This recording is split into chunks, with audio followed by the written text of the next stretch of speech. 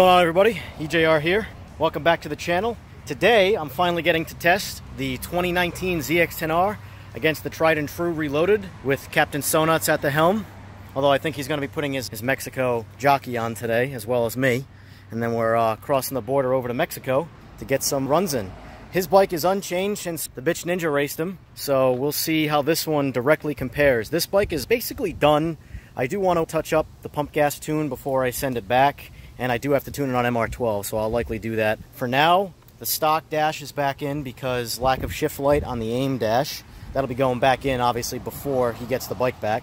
That's just for today, so I have a shift light. Both bikes are strapped down and ready to go, so we're going to head out to the spot now, and let's see how the races go. And then once the races are over, I'll kind of conclude with you guys and see what we all think.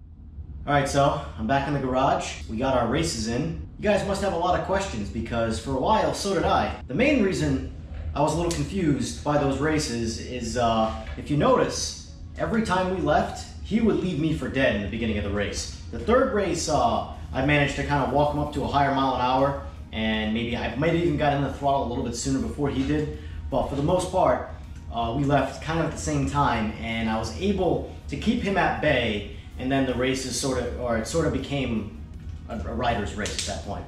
But for the previous two races, yeah, he left me and he left me hard. So when the races were all said and done, and I got back here, the first thing I did is pop up on the laptop because I made a couple of test hits prior to racing him. It felt real soft in first gear, so I was starting to think that I might have made an oopsie, and I did. Basically what happened was I left the bike from its stock wheelbase tune before I put the swing arm on it at 75% throttle in first gear. So all of first gear is throttle locked at 75%. I do that for a lot of stock wheelbase stuff and it works out pretty good. But in this case it didn't work out so well because I don't need that. I need all of the throttle, especially for this bike. So unfortunately, I wasn't really prepared for that race, even though I thought I was. Now, moving on past the first gear issue, if you notice, I really wasn't doing anything in the higher gears either in terms of being able to pull away from this bike. Now, previous dyno charts and other tuners out there have all said the 19 motor makes more power.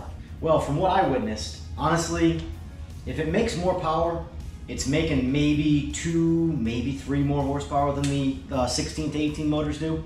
But for the most part, I don't feel that this is a big leap forward in terms of power, like a lot of other people are saying it is.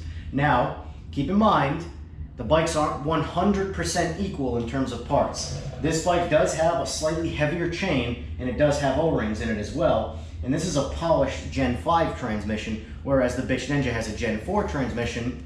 I personally believe is a better straight line transmission due to the gear ratios making more sense. They're stacked farther apart down low, and you can and first gear can be a little more aggressive, and the upper gears are a little closer, so when it's harder to accelerate, when you come back into the next gear, it's not as much of an RPM drop out of the power band, especially on the 5.6 with these transmissions. So I really don't have a way of testing it with the Gen 4 transmission short of pulling the transmission out of my bike, and that's a lot of time and a lot of effort for really just testing the transmission in this particular bike, which is a customer bike. I'm not going to go ahead and do that. What I am going to do, however, is I'm going to take the O-rings out of the chain. Once I take the O-rings out of the chain, I'm going to go check the tune, make sure that the pump gas tune is good. I did tune it, but it was about 3 or so weeks ago, so, you know, climate change in New England is pretty rough. So I'm going to go ahead and just double check the tune, make sure the tune's good. And once that's happened, I'm going to line back up with this bike and, you know, we're going to see if we can beat him. I don't know if it's going to happen. It's going to be tight. That should be a testament too as to how strong the Bitch Ninja actually is for being a 3-year-old bike with a lot of miles on it. The fact that a brand new bike with supposedly more power doesn't appear to be faster with the exact same parts, short of the transmission and chain. Other than that, it's identical. We'll see what happens second time around. But anyway guys, it's going to go ahead and wrap this video up. I appreciate you watching as usual. Thumbs up if you liked it, thumbs down if you didn't, subscribe if you haven't, and if you already have subscribed, tap the bell icon so you get notified of more videos like this. Alright guys, take care, and I'll see you in the next one.